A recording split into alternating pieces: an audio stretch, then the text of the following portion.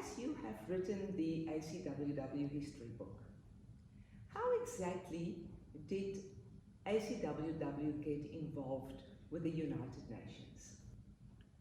Before the United Nations came along, we actually were working with the League of Nations. So from 1936 onwards, we were working in consultation with the League of Nations Nutrition Committee, offering expertise on rural women and their nutrition, which actually started with our surveys of rural women, which went back from the very foundations of the organisation. After the Second World War, when the United Nations was founded, we established relations within 2 years with the three main agencies and bodies of the UN, which were the Economic and Social Council, ECOSOC. So we attend, these days, the Commission on Status of Women through ECOSOC. The Food and Agriculture Organisation, which is based in Rome, and obviously very focused on rural women as an agricultural organisation. And the new UN Decade of Family Farming, which we're working on, has come as an initiative through the Food and Agriculture Organisation, and also through UNESCO in Paris, which is the UN Educational and Scientific and Cultural Organisation, which wanted another take and another route for us to offer expertise and consultation. I see, yeah, most interesting. Nick, we know that it's a critical role of ACWW to have our members' voices heard at UN level. How does this happen?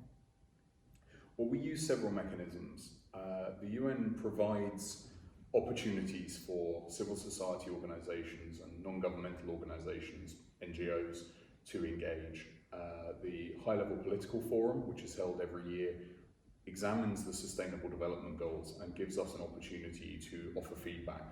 So when governments say, isn't the world wonderful and we're achieving so much, we can actually go to our members, survey them and ask them for information and give more honest responses to governments. We do similar things through the Commission on the Status of Women, through our ECOSOC status, and really us working with our membership, engaging with them, asking questions, them giving us their details in their triennial reports, which we publish every 3 years, when we get conference reports, when we get action reports from societies, we are then able to take that information, and sometimes we go and ask specific questions, depending on the country that we're trying to feed back on. We can ask societies specific questions, and we feed that into a mechanism, sometimes directly, sometimes in written form, sometimes indirectly. Excellent. Well, I'd like to ask you, does our UN work benefit our individual members? It absolutely does. One of the key things of our UN work is that it's a process that allows individuals and organisations to help hold governments to account in a way that we often can't as individuals or smaller organisations at home. With things like the High-Level Political Forum, HLPF, which is held every year, we actually get to respond to governments with our expertise directly.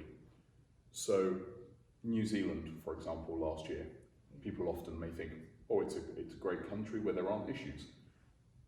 When their VNR, the Voluntary National Response, was presented, ACWW was actually able, at the UN, to stand up and say, our members are reporting numbers of deaths of women at the roadside because rural midwife services have been reduced and privatised.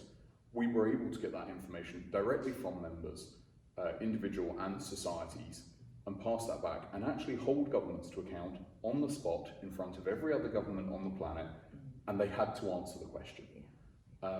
And that's something that most individuals don't normally get, other than every however many years when there's an election. And again, an election isn't held publicly, globally. Yeah. You know, the issues are debated at the national level, not the international level. And this is a really important way for our individual members to take leadership in their own communities and also participate in a greater conversation. Nick, the United Nations system can be very difficult to understand because there's a great many acronyms used. Is there a simple guide to help us with that? Absolutely. In our new Rural Women in Action pack, we have a fantastic A3 poster which explains all of the different elements of the UN system that ACWW works with. Each one has its full name as well as its acronym. So you'll quickly see the difference between the HLPF, the CSW, the ABC, the XYZ. It is a difficult system. Lots of it has developed over the last 70 years. So often things have become very long in title, so necessarily they get shortened, but it can be very confusing. In the next issue of the Country Woman magazine, we're also going to publish a handy guide to all the different acronyms and try and make it easier for people to navigate. Great. That's good. We sometimes work with other non-governmental organizations who are not members of ACWW. So how does this work, and why do we do it? Sometimes it's in a very formal, structured way. Sometimes it's in a more relaxed, ad hoc fashion. Often if we're producing a statement that's being sent to a UN body or a government or a judicial process, we will ask other NGOs to sign that statement along with us and show their support. So for example, at the Commission on Status of Women each year, we will normally issue several statements, and we will approach other organisations like Sir Optimist International or Zonta International for their support. We tend to work with other organisations who obviously share our values, are similarly aligned in our work. Sir Optimist International is probably the organisation we work with most closely outside of the ACWW family, and that goes back a very, very long time. That relationship has been maintained over many years. In the more informal sense, we always meet other organisations at events and conferences and meetings, and we also have our conversations with people on specific issues. So, for example, the Global Alliance on Rabies Control that's a good example. Is a great example of a series of groups who share our interest in defeating rabies. And after the resolution was passed in Melbourne at the World Conference last year, we've been working with them and thus the other NGOs as part of their network to directly tackle rabies. Nick, our members would be very much aware that we recently sent a letter to the United Nations negotiators regarding the political declaration for the Commission of the Status of Women. Can you tell us how that took place? Absolutely. We're very lucky that we have a good working relationship with the UK Government Equalities Office, and we get updates from them before CSW and during CSW on how the negotiations are progressing. This year there was a real concern over some of the language that governments were trying to add and in some cases remove from the political declaration. And we felt it was very, very important that our members were also aware of what was happening, but that they could then have the opportunity to be heard and that governments would hear the voices of our members in drawing attention to this. It's around words like gender, families, separating even all women from just women or removing girls. And we felt it was really important, as I say, to have this very clearly written out. So we composed a letter which was circulated to our membership and to those slightly further afield. We mentioned earlier working with other NGOs. Within 5 days, the letter was signed by 185 organisations from 35 countries, so a great response. And each of those organisations, as part of the signing process, was asked how many members they represented or how many people they represented, how many women. And the total number for the 185 organisations was just over 11.95 million women. Obviously a really meaningful response, and that was sent to the UK negotiators and was actually used at the UN as an example of civil society's response, which influenced the declaration and is a really important part of our work, and I think a really fantastic way of our members seeing from please read this, give us your input, through to actually being heard at the negotiating table by every government at the UN. As you know, I have not been to the HLPF. Please explain how it works for our members. Absolutely. Well, HLPF, the High-Level Political Forum on Sustainable Development, is the reporting mechanism that started 5 years ago to reflect on the Sustainable Development Goals, the 2030 Agenda, which obviously replaced the Millennium Development Goals as a way of saving the world is probably a stretch, but it was the set of agreements that all governments came to address the major issues of the world by 2030. Each year, various governments will present reports which are known as Voluntary National Reviews, or VNRs. We've already talked about acronyms. And when these reports are prepared, ideally, the government spends time with its own civil society organisations and its NGOs and gathers information, because it's not just a reflection on what the government is doing, but actually what the whole country is doing towards the 2030 agenda. Now, some governments do that in a very consultative way, and they take a really positive approach. Some governments take a significantly less interested view towards civil society, and we know that several governments are actually openly hostile to NGOs and civil society, even within their own country.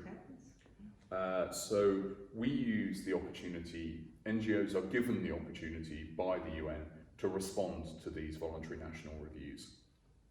We work with a broad range of organisations at the UN, our partner NGOs, and we gather information from our own societies, and really that's a safety mechanism, it's an insulating mechanism. Yes. ACWW is able to respond even to the most hostile of governments with information from our members, but without our member individuals or organisations being named. Yes, yes. So, looking at last year, where there were real issues around intimidation of NGOs, and a lot of other organisations were really facing difficulty, we were able to give very full reports and responses. In some cases that meant feeding in information to other organisations who then delivered the responses. In 2 cases, ACWW was actually asked to give the verbal response. And so in those circumstances, we worked with the other organisations from those countries to make sure that we weren't just giving a response for ACWW, but actually for civil society as a whole, and the people of that country. So we worked with organisations from New Zealand and Lesotho, our own members, and those further afield, to ensure that those governments were hearing the voice of their own people. And that was actually received very positively from both governments. They met with us afterwards and thanked us for ensuring that their women were heard, and in one case actually asked how we could help them address the mechanism to try and ensure better response. Absolutely, and one thing I will add is that this year there are 46 countries, I believe, presenting voluntary national reviews. So shortly we will very much be going to our membership and asking them for responses and input. And it's really crucial that our member organisations at that point do respond. This is where the value of ACWW's network comes to life. Absolutely. Nick, we have a rich history with the United Nations, and we've had consultant status for a long time, and it's very important that our members' voices are heard. But what would you say is the main role we play with the United Nations? I think really our main role with our work in the United Nations system is the one which ACWW was invented for and created for in 1929, which is bringing together and uniting the voices of rural women's organisations all over the world. It really is our core existence, and it was why we were formed long before the UN was even conceived of, and it's what we've done consistently throughout. In some parts of the world, we're much more famous for the projects that we fund and some of the other work we do, but the core work since the start has been advocacy and ensuring that those voices are represented, are heard, and are united, because actually, when we look at the results of the global survey of the living conditions of rural women that we did last year or 2 years ago, actually the challenges facing rural women in rural Canada, South Africa, Russia, Zimbabwe, India, Pakistan, Nepal, the United Kingdom really come down to the few crucial items which generally result around rural isolation, climate change, access to healthcare, access to education, all of these things. So for rural women, there really is far more that unites our members than separates them, irrelevant of their location or social standing. So Nick, basically our advocacy work is sustainable work that ensures that the voices of our members are being heard. Absolutely. I think the beautiful thing about the way ACWW works is that we really are our membership. Mm-hmm. Central Office's job is to provide resources to support our members, but it is our members who do the work. It is our members who reach out into their own communities, who know their own communities, and who can feed that back. So yeah, absolutely. We like to say that ACWW helps amplify the voices of rural women, but it is the microphone that our members use. The voices are theirs, and our new Rural Women in Action Pack is a fantastic collection of resources. It's available to order as a physical copy. It's available on our website to download. There's loads of resources on our website, and we'll actually be producing some more video resources explaining the Action Pack very soon. And in the meantime, if our members are struggling, if our members are having difficulties, if our members are having problems in their lives and in their communities, the best thing they can do is tell us, because then we can raise the issues. Yeah. Without information, we can't challenge the status quo, we can't challenge the systemic and institutional problems that remain 25 years after the Beijing Declaration, which was supposed to be the international agreement which fixed all the problems. It's true. It is. Definitely, our diversity gives us our strength. Absolutely. Yeah, listen to that. You're so right.